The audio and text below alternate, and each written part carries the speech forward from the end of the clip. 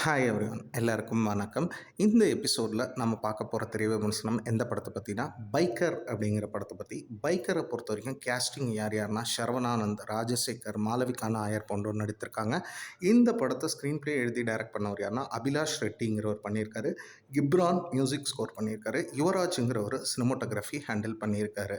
Biker படத்தின் கதை அப்படிங்கும்போது இந்த கதைங்கிறது 2003 துவங்குது. அப்படி இருக்க சரவணானந்த் தன்னோட குடும்பத்தோட அழகான ஒரு பையனோட ஒரு ஹாப்பியான லைஃப்பை லீட் பண்ணிகிட்டு இருக்காரு. அதே மாதிரி இவருக்கு இருக்கக்கூடிய பையனுக்கு அப்பா பேரில் ரொம்ப பாசம். தன் அப்பாவை வேறு யாராவது ஏதாவது சொல்லிட்டாங்க அப்படின்னா அந்த பையனை போய் அடிக்கிற அளவுக்கு ஸ்கூலில் இருக்கிற ஒரு பையனாக இருக்கார். அப்படி இருக்க சரவணானந்தோட தந்தை ஒரு பெரிய ப்ராப்ளத்தில் மாட்டுறாரு. அவர் யாருன்னு பார்த்தீங்கன்னா, அதாவது ஒரு பைக் ரேசர் அவர் இருந்த காலத்தில். அதே சமயம் தன்னோட புள்ள சரவணானந்தும் ஒரு பெரிய ரேசராக வருவான். அவன் ஓட்டுற ஸ்டைல்லையே அவன் டிஃப்ரெண்ட்டாக இருக்கான்னு ஐடென்டிஃபை பண்ணவர் தான் அவங்க அப்பா.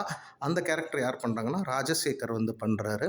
அதே சமயம் இவருக்கு பைக் ரேஸுக்கு குருவாகவும் சரி, ஒரு ஃபாதராகவும் அந்த சரவணானந்தை சூப்பராக கொண்டு வந்த ஒரு பர்சனாக தான் அவங்க தந்தை இருக்கார். அப்படி இருக்க சரவணானந்த் ஏன் தன் தந்தையை விட்டு பிரிஞ்சார்னா, இவர் காதல் பண்ணி கல்யாணம் பண்ணி அவங்க ஒய்ஃபுக்கு இந்த பைக் ரேஸ்லாம் பெரிய ரிஸ்க் இருக்குது, அதனால் நீ இனிமேல் பைக்கே ஓட்டக்கூடாதுன்னு சொல்லி ஒரு ப்ராமிஸ் வாங்கிட்டு இவரை கூட்டிகிட்டு வந்துடுறாரு. இதனால இவங்க அப்பாவுக்கும் இவருக்குமே ஒரு மனஸ்தாபங்கிறது இருக்குது. அப்படி இருக்க அவங்க அப்பா ஒரு பெரிய ப்ராப்ளத்தில் இருக்கார். அதாவது அவர் இருந்த காலத்தில் அவர் ஒரு பைக் ரேசர். அந்த ஊர்லேயே பார்த்திங்கன்னா அவர் பேரை சொன்னாலே ஒரு பெரிய ஐடென்டிட்டி இருக்கும். அப்படி இருக்க அவருக்கு ஒரு ப்ராப்ளம். அந்த ப்ராப்ளத்தால் அவரோட பேரே டேமேஜ் ஆகிற ஒரு லெவலுக்கு போயிடுது. அப்போது அந்த ப்ராப்ளத்தில் அவரை மீட் அவுட் பண்ணணும்னா இவர் திருப்பி பைக் ரேசராக வரணும். அப்படி இருக்க தன் தந்தையை மீட் பண்ண போகிறாரு. இதுக்கப்புறம் இந்த கதைங்கிறது எப்படி நகருது அப்படின்னு பார்த்தீங்கன்னா, தன் தந்தைக்கு இருந்த அந்த ப்ராப்ளத்தை இவர் சார்ட் அவுட் பண்ணாரா, இவர் ஒய்ஃபுக்காக அந்த பைக் ரேசிங்கை காம்ப்ரமைஸ் பண்ணவர் திருப்பி பைக்கில் கை வைக்கும்போது என்னென்ன விஷயங்கள் இவர் லைஃப்பில் நடந்துச்சு, இதெல்லாம் தாண்டி அவங்க அப்பாவுக்கும் அவருக்கும் இருந்த மனஸ்தாபம் போய் அவரோட அந்த ஐடென்டிட்டியை திருப்பி இந்த மகன் கொண்டு வந்தாரா, அதே சமயம் ஒய்ஃப் ரேஸுக்கு போகக்கூடாதுன்றாங்க, இவர் போகிறாரு. அப்போ இவங்க குடும்பத்துக்குள்ளே என்னென்ன நடந்துச்சு, இது எல்லாத்துக்கும் ஆன்சர் கொடுக்குற படமாக அமையிறது தான் பைக்கர். இப்போ படத்துடைய ப்ளஸ்ஸஸ் அப்படின்னு பார்த்தீங்கன்னா, சரவணானந்த் சூப்பர் பெர்ஃபார்மன்ஸ். அதே மாதிரி ராஜசேகர் ஒரு நீட்டான பெர்ஃபார்மன்ஸ், ஒரு மெச்சூர்டான ஒரு பெர்ஃபார்மன்ஸு. அதே மாதிரி படத்தின் கதாநாயகியும் சரி, மற்ற நடிகர்கள் எல்லாமே இந்த படத்துக்கு என்ன தேவையோ அதை நீட்டாக கொடுத்துருக்காங்க அப்படின்னே சொல்லலாம். அடுத்து இந்த படத்துக்கு தேவையான ஒரு பேக்ரவுண்ட் ஸ்கோரிங்கும் சரி, சாங்ஸும் நல்ல நீட்டாகவே ஒர்க் ஆகிருக்கு. கிப்ரான் ஒண்டர்ஃபுல் ஒர்க் பார்த்துருக்காருன்னே சொல்லலாம். அடுத்து சினிமோட்டோகிராஃபி, இதுதான் ஆக்சுவலி பார்த்திங்கன்னா, அதாவது இந்தியன் இதில் ஃபஸ்ட்டு பைக் ரேசிங் படங்கிற மாதிரி சொல்லியிருக்காங்க. அப்படிங்கும்போது சினிமோட்டோகிராஃபியும் சரி, அந்த விஷுவல் கிராண்டியரை ஸ்க்ரீனுக்குள்ளே நிச்சயம் கொண்டு வந்திருக்காங்க அப்படின்னே சொல்லலாம். அடுத்து இப்போ ராஜசேகருக்கான சில மொமெண்ட்ஸ் நமக்கு கூஸ்பம்ஸ் கொடுக்குது. அதே மாதிரி எமோஷன்ஸ், அதாவது ஒரு ஃபாதருக்கும் சன்னுக்கும் இருக்கிற ஒரு எமோஷன்ஸ், அதே மாதிரி ஸ்போர்ட்ஸ் ட்ராமா பார்க்குறவங்களுக்கு இந்த படங்கிறது கவர்றதுக்கும் நிறைய வாய்ப்பு இருக்குது. இது எல்லாமே இந்த படத்துக்கு ஒரு பெரிய ப்ளஸ்ஸாக அமையுது.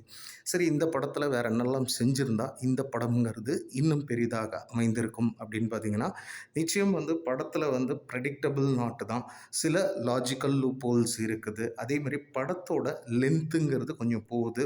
மற்றபடி பார்த்திங்கன்னா செகண்ட் ஹாஃப் எல்லாம் கொஞ்சம் வளவலன்னு எடுத்துகிட்டு போன மாதிரி தெரியுது. மற்றபடி பார்த்திங்கன்னா வில்லன் கதாபாத்திரங்கிறது ரொம்ப பெரிய ஒரு ஸ்ட்ராங்கான கதாபாத்திரமாக இல்லை. அதே மாதிரி பார்த்திங்கன்னா அந்த எமோஷ்னல் ரொம்ப இன்டெப்த்துங்கிறது கொடுக்கல. ஒரு மேலோட்டமாக கொடுத்துருக்காங்க. ஒரு படத்தை கமர்ஷியலாக ப்ரெசென்ட் பண்ணோம், ஸ்போர்ட்ஸ் ட்ராமாவை அப்படிங்கிறதுக்கு கொடுத்துருக்காங்க. ஓவராலாக பைக்கர் படம் எப்படி இருக்குது அப்படின்னு பார்த்தீங்கன்னா, படத்தின் நாயகன் ஒரு பைக் ரேசர். டியூ டு அவங்க ஒய்ஃபுக்காக பைக்கை தொடாமல் இருக்கார்.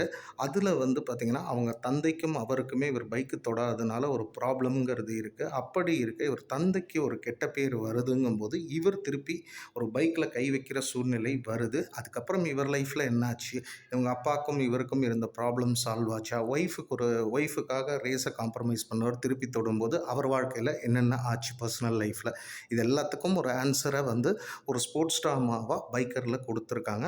நிச்சயம் வந்து பார்த்திங்கன்னா, அதாவது ஸ்போர்ட்ஸ் ட்ராமா பார்க்குறவங்களுக்கு இந்த படம்ங்கிறது கவர்றதுக்கு நிறைய வாய்ப்பு இருக்குது. மற்றபடி ஒரு ஜென்ரல் ஆடியன்ஸாக பார்த்தோன்னா, ஒரு one time watch sports drama where it is filled with நல்ல ஒரு டெக்னிக்கலி சவுண்டடாகவும் பண்ணியிருக்காங்க, நல்ல எமோஷன்ஸோடையும் கொடுத்துருக்காங்க அப்படின்னே சொல்லலாம். சென்சார் சர்டிஃபிகேஷனை பொறுத்த வரைக்கும் படம் வந்து யூஏ சர்டிஃபைடு தான். ஸோ அடல் காட்சிகள் எதுவும் இல்லை. ஏன்னா இந்த வண்டிலாம் பறக்கிறது, அதில் அடிப்படுறது, நெருப்பு காட்சிகள் இதெல்லாம் இருக்குது. அதனால் யூஏ சர்டிஃபைடு தான். ஃபேமிலியோடு பார்க்கலாமான்னா நிச்சயம் பார்க்கலாம். மேலும் ஒரு புதிய திரை விமர்சனத்தில் உங்களை வந்து சந்திக்கிறேன். நன்றி, வணக்கம்.